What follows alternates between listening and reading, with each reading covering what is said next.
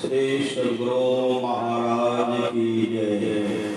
श्री सद्गुरु महाराज की जय। श्री सद्गुरु महाराज की जय। सब संत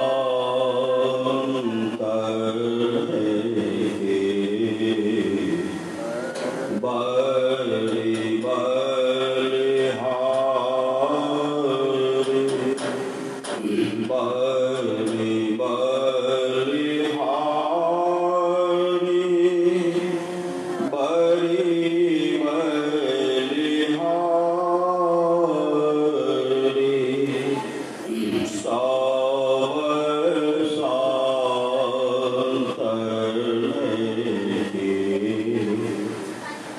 बलि बलिहारी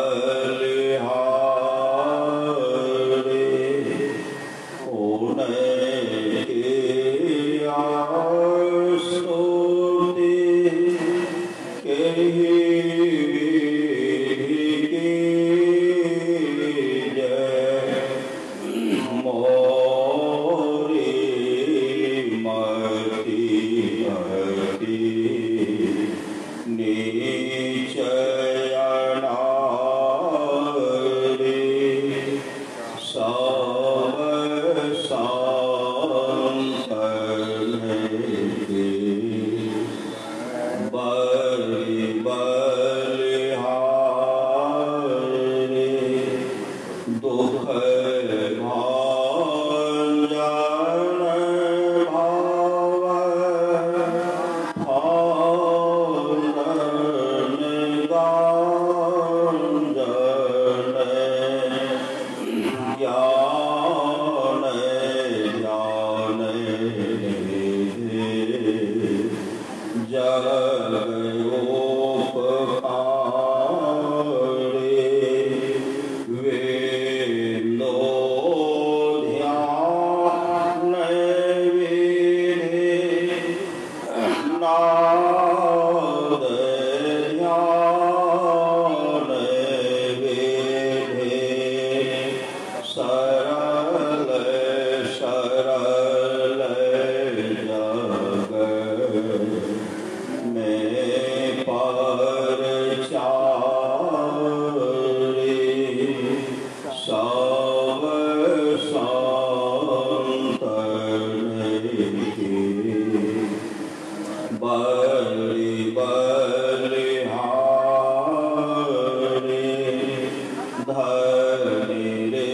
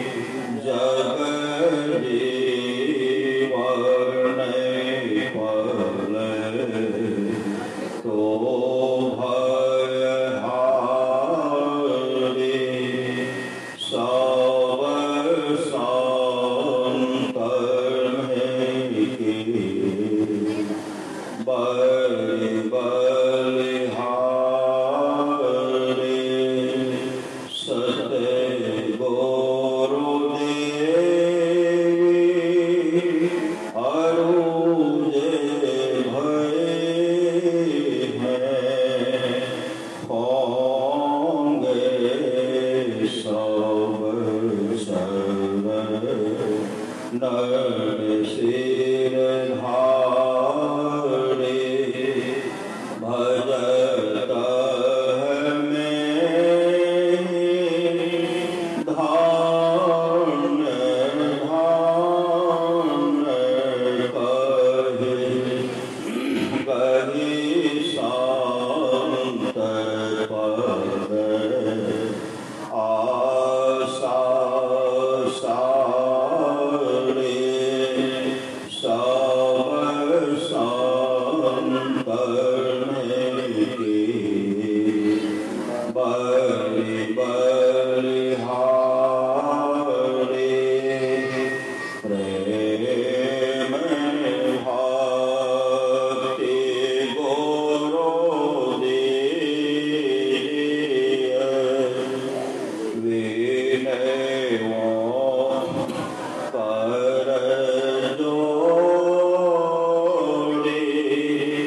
पल पाल छोहान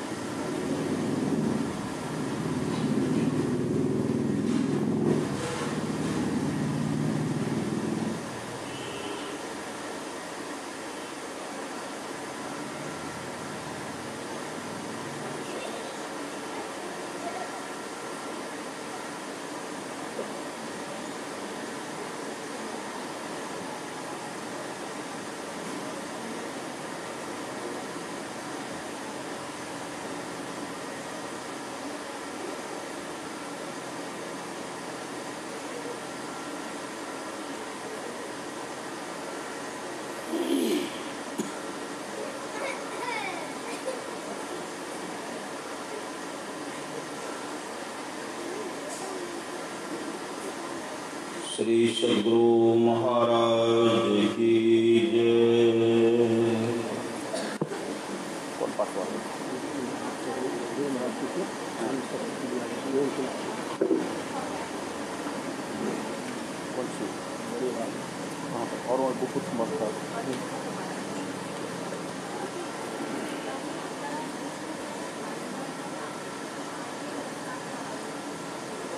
श्री रामचरितमानस शास्त्र के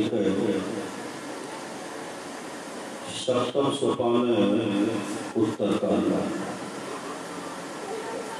एक बार राम जी ने अपनी सभा में गुरु ब्राह्मणों और पूर्ववासियों को बुलाया और आदर से बिठाकर नम्र भाव से कहने लगे, बड़े भाग मानो सतन पावा, सुर दुर्लभ सब ग्रंथ गावा।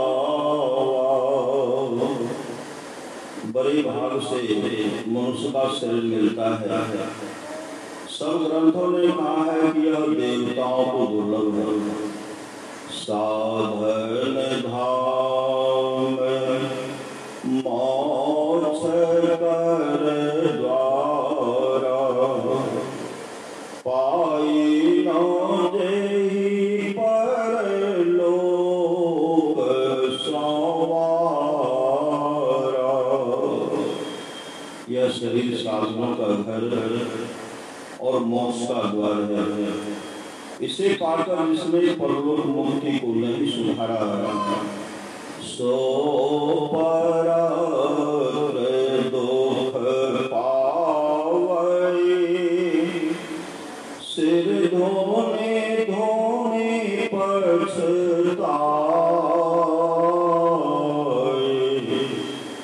काल ही कर महेश्वर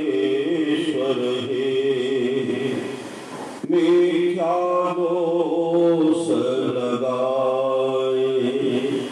वह परलोक में दुख पाता है, सिर धुन धुन कर पछताता है और काल कर्म तथा ईश्वर को झूठे दोष लगाता है। एहि तन कर फल विषय नो भाई, स्वर्ग स्वल्प अंत दुखदाई। हे भाई, इस शरीर का फल विषय रूप रस गंध स्पर्श और शब्द का भोगना नहीं है। स्वर्ग यदि प्राप्त कर सके तो वह भी थोड़ा ओछा और अंत में दुख देने वाला है। नर्तन पाई विषय मन देहि, पलटे सुधाते सठ लेहि। जो मनुष्य का शरीर पाकर विषय में मन लगाते हैं, वे मूर्ख अमृत से बदलकर विष लेते हैं। ताहि कबहु भल कहै न कोई, गुंजा ग्रहै परस मनि खोई। उसे कभी कोई अच्छा नहीं कहता जो पारस्परिक होकर करजनी घूम सी लेता है। आकर चार लाख 84 जोनि भ्रमत यह जीव अविनाशी, फिरत सदा माया कर प्रेरा, काल कर्म स्वभाव गुण घेरा। चार खानियों अंडर पिंडर उष्मज और अंकुरज में 184 लाख योनियां हैं। यह अविनाशी जीव उनमें माया की प्रेरणा से काल कर्म स्वभाव और गुण के घेरे में रहकर सदा भटकता फिरता है। कब हो करी करुणा नर देते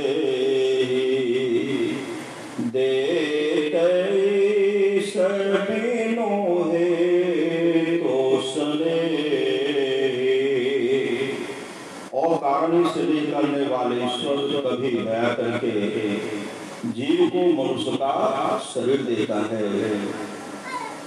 नर तन भावे बारिधि कहाँ बेरो सदमुख मारो तयनो ग्रह मेरो। मनुष्य का शरीर संसार रूपी समुद्र पार करने की नाव है और मेरी कृपा अनुकूल वायु है। करण धार सदगुरु दृढ़ नावा दुर्लभ साध सुलभ करि पावा। इस नाव के मल्ला सदगुरु है। ऐसा दुर्लभ साध मनुष्य को सहज में प्राप्त है। जो न तरई भव सागर नर समाज यश पाए सोत निंदक मंद मति आत्महन गति जाए। जो मनुष्य भव सागर पार होने के ऐसे सात समानों को पाकर भव सागर पार नहीं होता है, वह कृतज्ञ नीच बुद्धि आत्महिंसा की गति में जाता है। भव सागर तरने की साज का समाज मनुष्य शरीर रूप नाव ईश्वर के पारोपनुकूल वायु और सदगुरु रूप मल्ला है। जो परलोक सुख हो सुनी मम बचन हृदय दृढ़ गह हो। यदि परलोक और इस लोक में सुख चाहते हो तो मेरे वचनों को सुन उसे हृदय में दृढ़ता से ग्रहण करो। सुलभ सुखद मार्ग है भाई भक्ति मोरी पुराण श्रुति गाई। हे भाई, यह रास्ता सहज और सुखदायक है। यह मेरी भक्ति है जिसको पुराणों और वेदों ने गाया है। ज्ञान अगम प्रत्यूह अनेका साधन कठिन मन एका। ज्ञान प्रबोध है, उसके साधन बने विघ्न और कठिनाइयां और उसमें मन को अवलंब नहीं मिलता। करत कष्ट बहु पावे को भगतिहीन मोहि प्रिय नहीं सो। बहुत कष्ट करते करते यदि कोई इसको ज्ञान को पा भी जाए तो वह पाने वाला ज्ञानी भक्ति के बिना मुझे प्रिय नहीं है। भगति स्वतंत्र सकल सुख खाने बिनु सत्संग न पावहि प्राणी। भक्ति स्वतंत्र और सब सुखों की खान है। बिना सत्संग के प्राणी मनुष्य से नहीं पाते। पुण्य पुंज बिनु मिलहि न समता सत्संगति संस्कृति करयंता। पुण्य राशि के बिना संत नहीं मिलते और सत्संगति जन्म मरण के दुखों को नाश करने वाली है। पुण्य एक जग मह नहीं दो जा, मन क्रम वचन विप्र पद पूजा। इससे पुण्य के समान संसार में दूसरा पुण्य नहीं है कि मन वचन और कर्म से ब्राह्मणों के चरणों की सेवा करनी। सानुकूल तेहि पर मुनि देवा, जो तज कपट करे निज सेवा। मुनि और देवता उस पर प्रसन्न रहते हैं जो कपट छोड़कर ब्राह्मणों की सेवा करता है। और गुप्त बता सब ही कहूँ कर जोरे, शंकर भजन बिना भगति न पावई मोरे। मैं सबको और भी एक गुप्त विचार करता हूँ, वह यह है कि किरणों चैतन्य वृत्तियों सूरज की धारों को जोड़कर एकत्र करके कल्याण करने वाला भजन के बिना कोई मेरी भक्ति नहीं पाता। बोलिए प्रेम से श्री सद्गुरु महाराज की जय।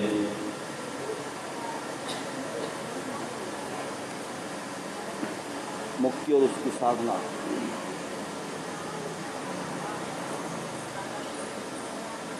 सत्संग सुधा प्रथम भाग से परमाराध्य संत सद्गुरु महाराज की अमृतमय वाणी, मुक्ति और उसकी साधना। मुक्ति का अर्थ है छूट जाना।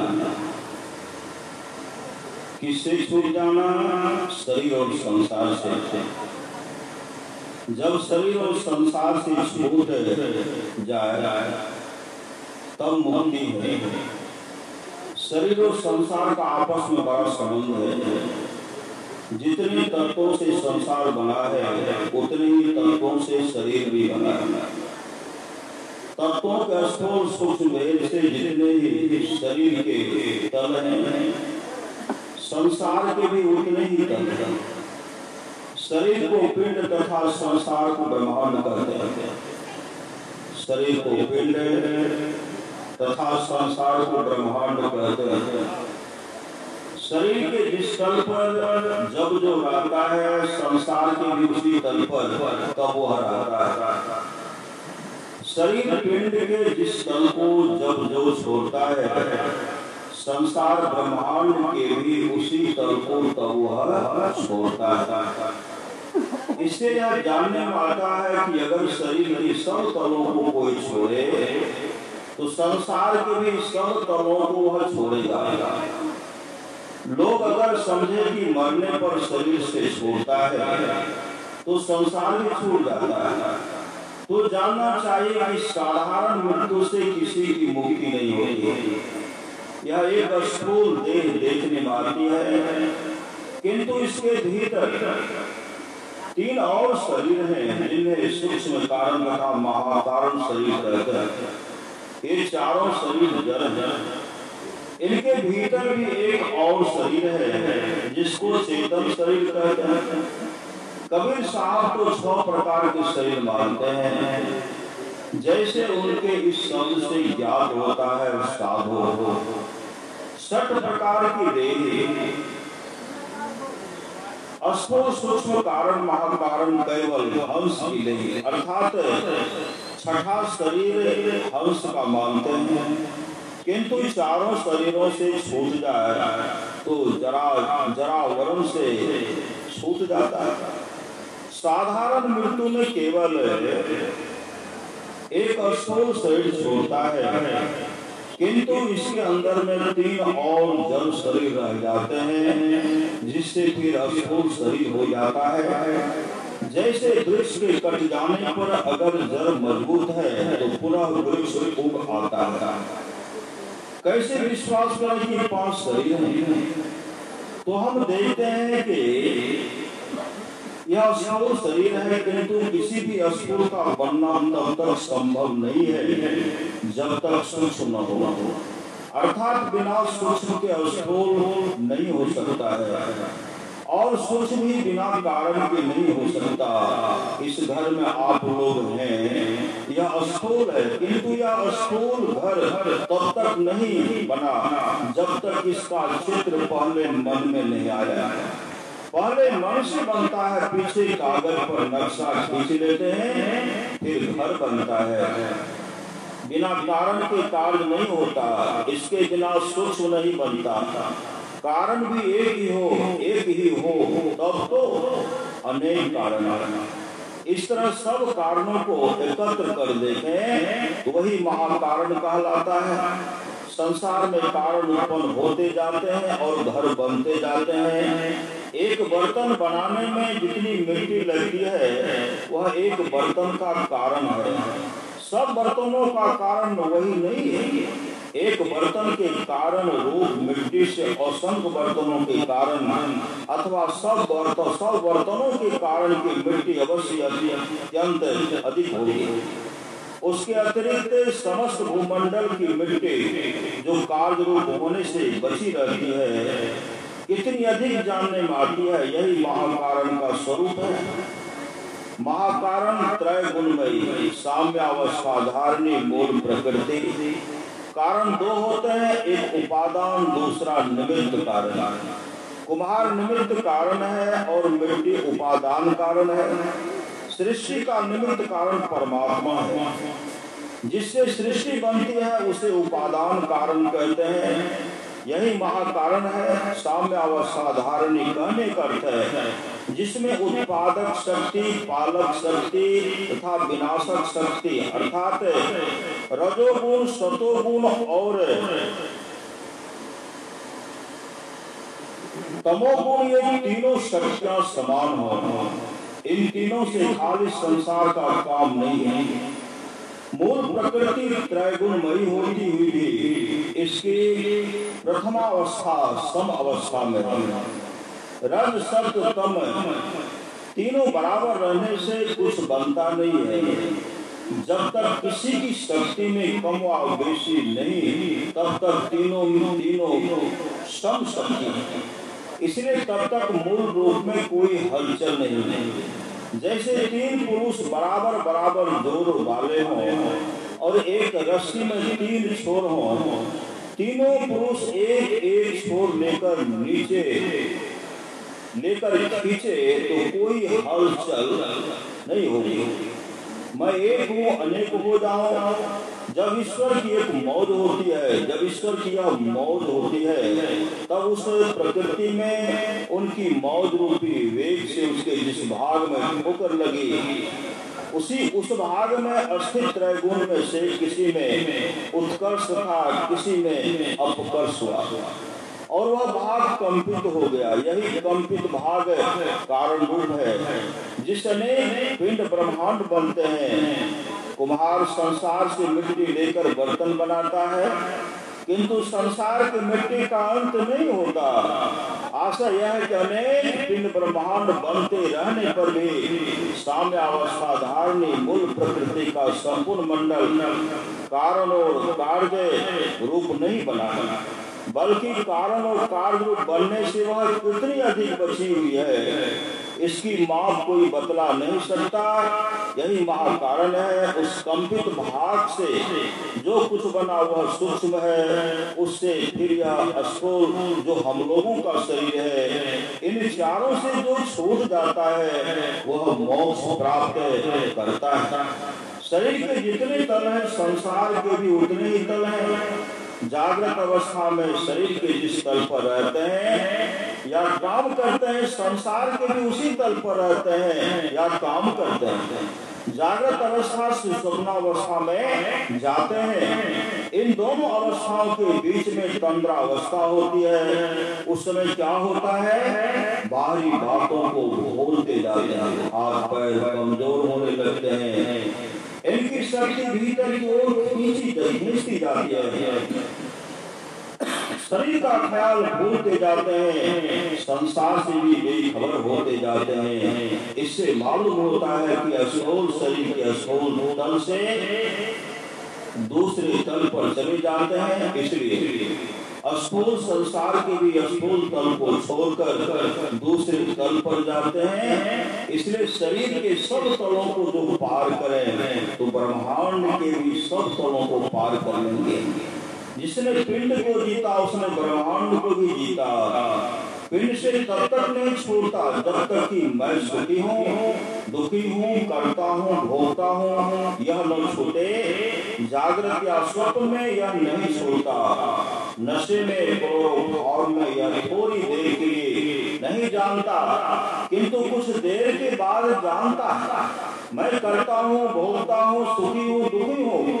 यह जागृत तथा स्वप्न दोनों अवस्थाओं में होता है। सुसुप्ति में यह नहीं होता, परंतु जगने पर कहता है मैं आज खूब सुख से सोया। सुसुप्ति में ऐसा नहीं कर सकता।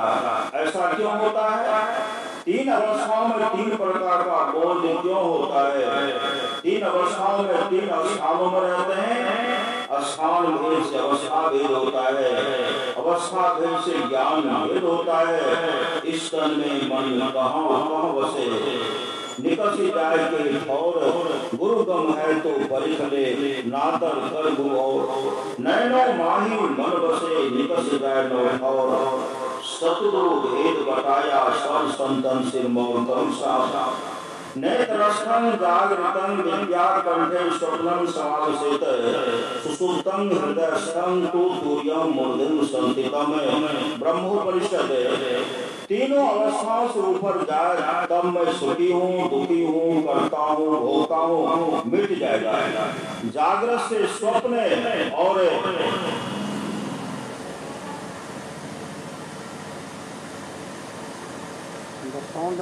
आवाज कम रखें। स्वप्न से सुसुप्ति में जाना यह स्वाभाविक है, किंतु इन तीनों से ऊपर जाने के लिए साधन करें। ख्यालों को छोड़ना यही यज्ञ है। ध्यान में ख्यालों को छोड़ते हैं, प्रत्याहार से ख्यालों को भगाते हैं। ख्याल आता है और उसे भगाते हैं।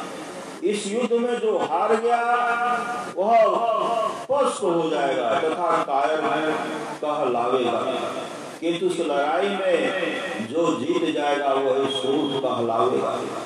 सूर संग्राम को देख भागे नहीं, देख भागे सोई सूर नहीं। कामो क्रोध मद लोभ से जूझना, मरा घमासान कह हेत माहे। साच ओ शीर संतोष साही भय, नाम शमशेर कह ओ बाजे। कहे कबीर कोई जूझे, सूरमा काया धीर कह तुरंत भागे। साध संग्राम तो विकट बेरामती, सती और सूर की खेल आगे। सूर संग्राम है फलक दो चार का, सती संग्राम पर एक लागे। साध संग्राम है रैन ऋण जूझना, जन पर्यंत का काम भाई। कहे कबीर टुक बाग भीड़ी करे, उलटी मन गगन सो जमी आई भविष्य। यह युद्ध करना होगा, यह पुरुष के प्रयत्न से साधित होगा। जैसे पुत्र कामी पुत्री, जैसे पुत्र कामी व्यक्ति पुत्रेष्टि यज्ञ द्वारा पुत्र, धनार्थी व्यक्ति वाणिज्य द्वारा वाणिज्य आदि द्वारा धन, तथा स्वर्ग कामी मनुष्य ज्योतिषम यज्ञ द्वारा स्वर्ग लाभ करते हैं। वैसे ही पुरुष के प्रयत्न से साधन द्वारा वेदांत श्रवण आदि, जन समाधि से जीवन मुक्त आदि लाभ होते हैं। लोग धन पुत्र आदि से उब जाते हैं, किसी को धन है तो पुत्र नहीं, पुत्र है तो धन नहीं, शांति किसी को नहीं मिलते। अपने जीवन काल में यज्ञ करके अथवा लोगों के अनुसार श्राद्ध क्रिया से स्वर्ग चले जाएं तो क्या लाभ होगा? वहां भी सुख नहीं, यहाँ के समान ही वहां भी छोटे बड़े होते हैं। काम क्रोधाधिक विकार वहां भी उत्पन्न होते हैं तथा दूसरे से ईर्ष्या होती है आदि। फिर पुण्य क्षीण होने पर वहां से वापस आना पड़ता है। इसलिए गोस्वामी तुलसीदास जी अपनी रामायण में लिखते हैं, यही तन कर फल विषम भाई, स्वर्ग और स्वर्ग अंत दुखदाई, नर तन दुर्लभ देव को सब कोई कहे पुकार, सब कोई कहे पुकार देव देही नहीं पावे, ऐसे मूर्ख लोग स्वर्ग की आस लगावे। पुण्य क्षीण सोई देव स्वर्ग से नरक में आवे, भर में चारों खान पुण्य कहे ताहि जावे, तुलसी सतमत तब कहे स्वर पर करे फरकार, नर्तन दुर्लभ देव को सब कोई कहे पुकार। तुलसी साहब हाथरस वाले, स्वर्ग या बहिष्ठ कहीं भी जाओ विषय सुखी है। इसलिए सूफी लोग बताते हैं मुक्ति नजात को प्राप्त करो।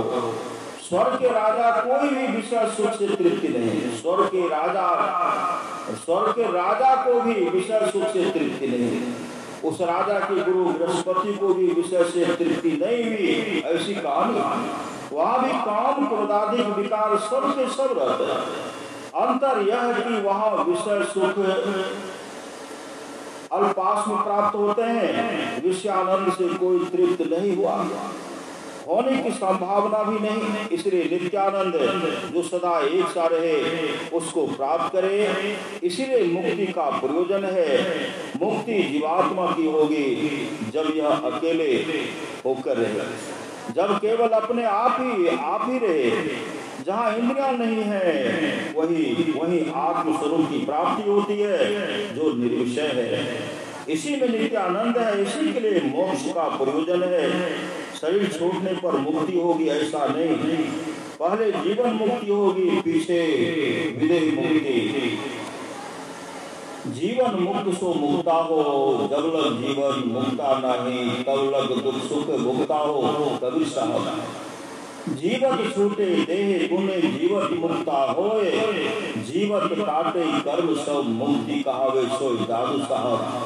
शरीर के साथ मोक्ष जीवन मुक्त दशा है। शरीर छूटने पर विदेह मुक्ति है। मोक्ष पाने का साधन करें व परमात्मा को प्राप्त करने का साधन करें, दोनों एक ही बात है। स्थूल सूक्ष्म आदि सब आवरणों से जहाँ छूटे वही मुक्ति है।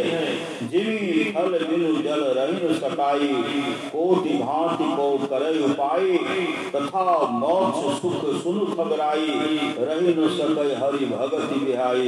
गोस्वामी तुलसीदास जी। भक्ति का छोड़कर मुक्ति अलग नहीं रह सकती, भक्ति को छोड़कर मुक्ति अलग नहीं रह सकती।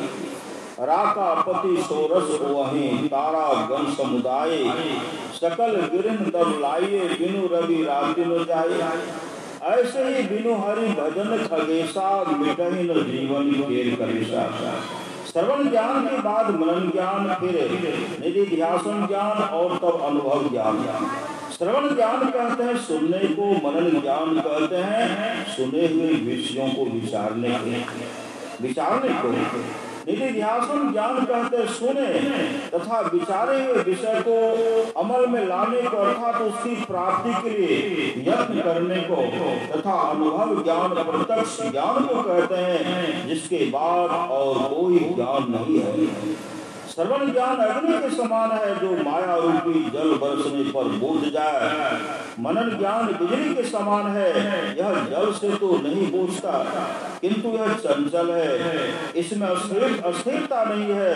निधि ध्यासन ज्ञान बरवा नल के समान है, बरवा नल समुद्र में रहता है, समुद्र को मर्यादित रखता है किंतु समुद्र के समस्त जल का शोषण नहीं कर सकता। उसी प्रकार निधिध्यासन ज्ञान माया को मर्यादित रखता है, किंतु इससे संपूर्ण माया का नाश नहीं होता। अनुभव ज्ञान महाप्रलय की अग्नि के समान है, वह द्वैत प्रपंच अर्थात माया को जलाकर भस्म कर देता है।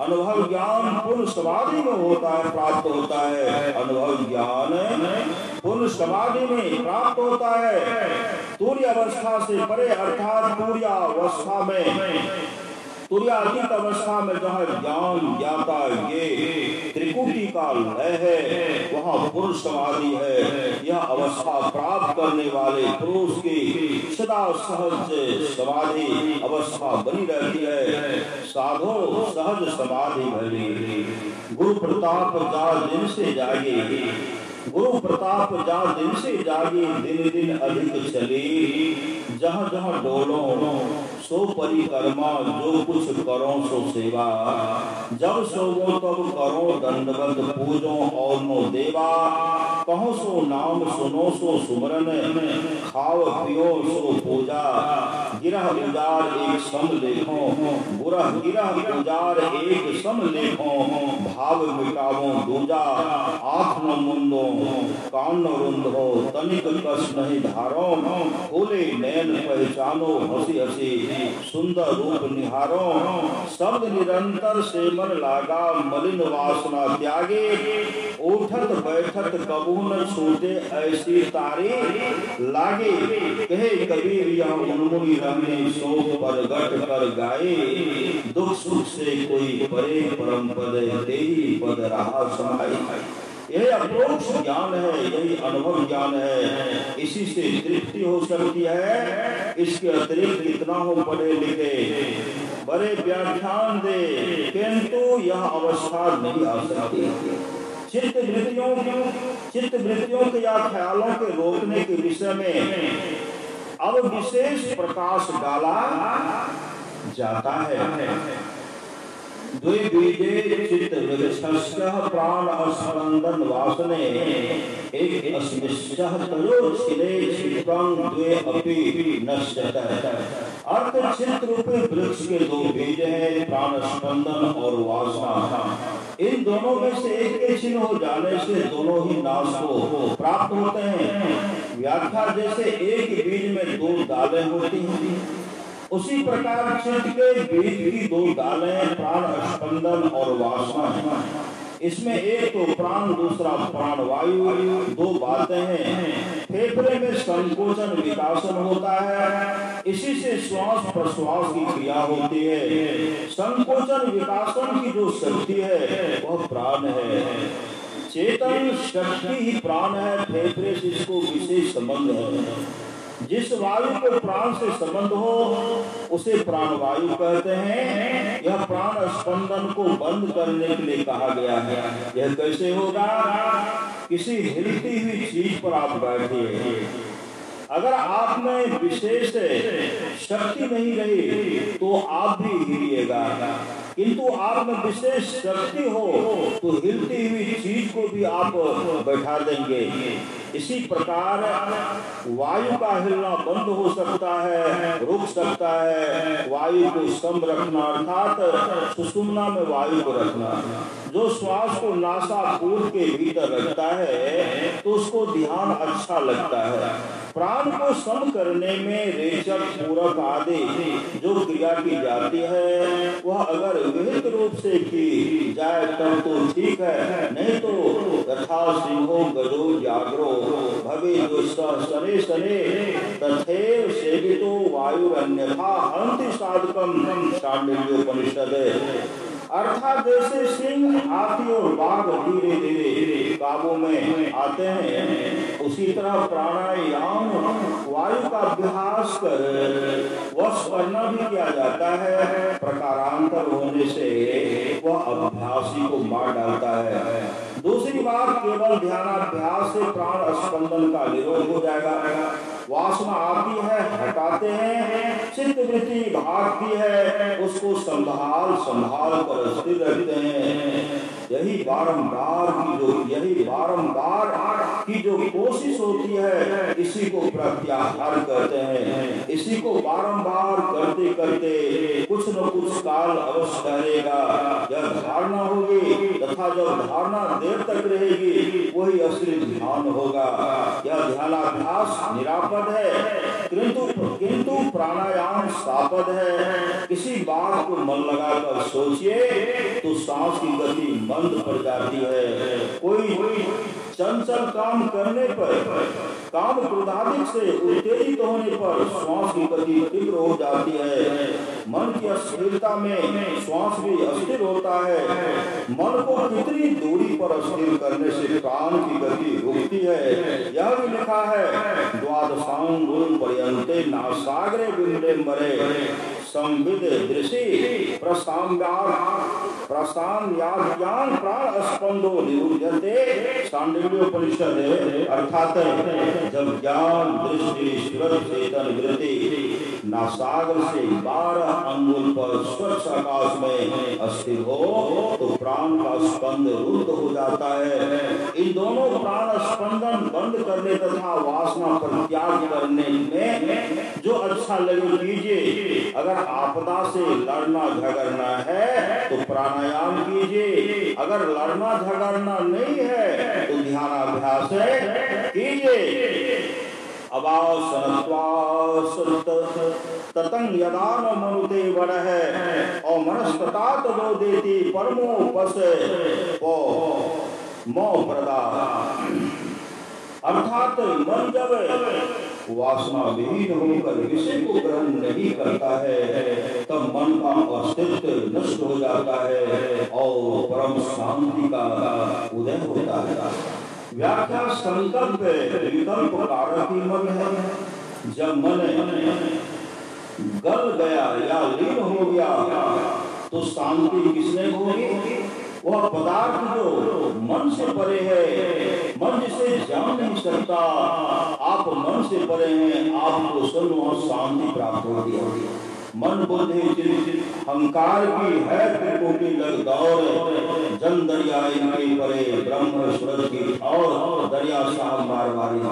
सहस्त्र कमल तल पार में मन बुद्धि हिराना हो, प्राण पुरुष आगे चले सोई करत बखाना हो, तुलसी साहब हाथ रसवाले। एक तत्व दृढ़ाभ्यास साधारण विदितं मनः प्रच्छन्न चित्तः दर्पश्च निगृहीतेन्द्रिये दिशः पद्मिनी इव हेमन्ते श्यन्ते भोग वासना। जब तक मन नहीं जीता गया हो एक तत्व के दृढ़ अभ्यास से अहंकार को पूर्ण रूप से नष्ट करके इंद्रिय शत्रु का निग्रह करना, ऐसा होने से ही हेमंत काल के कमल सदृश भोग वासना का नाश हो जाएगा। व्याख्या एक तत्व का दृढ़ अभ्यास है।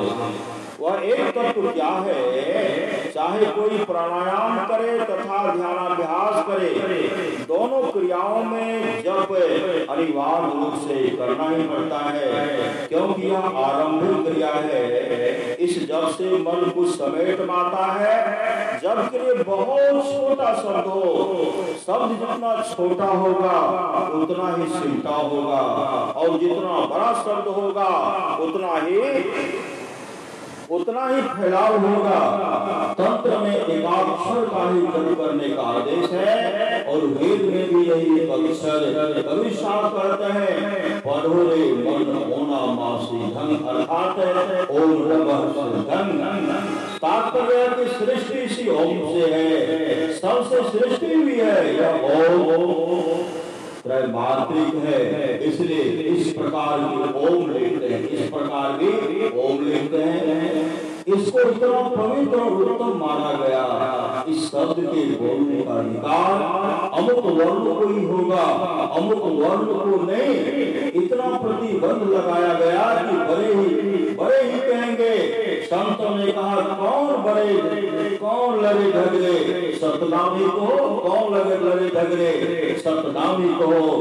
राम नामी को आदि बाबा नानक ओम का मंत्री पढ़ाया, ओम सतगुरु प्रसादे चहु वर्णा को दे उपदेश है, और कहा यह ईश्वरी शब्द है, किंतु हम लोग इसका जैसा उच्चारण करते हैं वैसा शब्द सुनने में आगे ऐसा नहीं।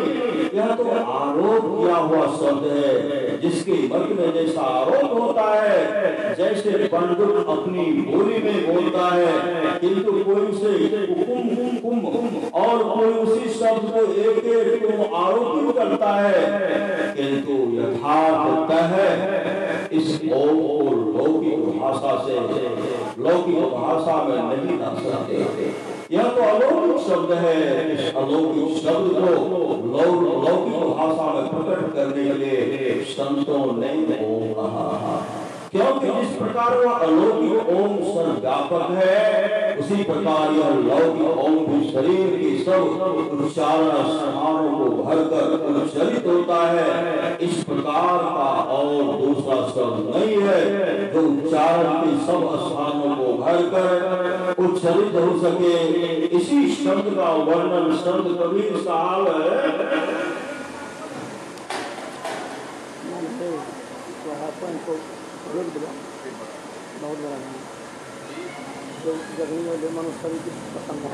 कबीर साहब इस प्रकार कहते हैं, आदि नाम पारस मन है मैला लो, परसधि कंचन भया छोटा बंधन वो।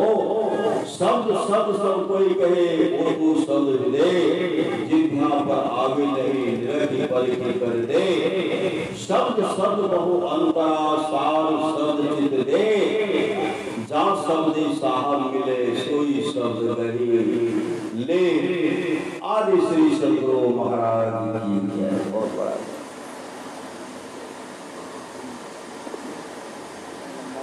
बहुत लंबा बहुत निकाल होता है। मनुष्य की बहाइले इशारा करते अपना कर माइक बनाना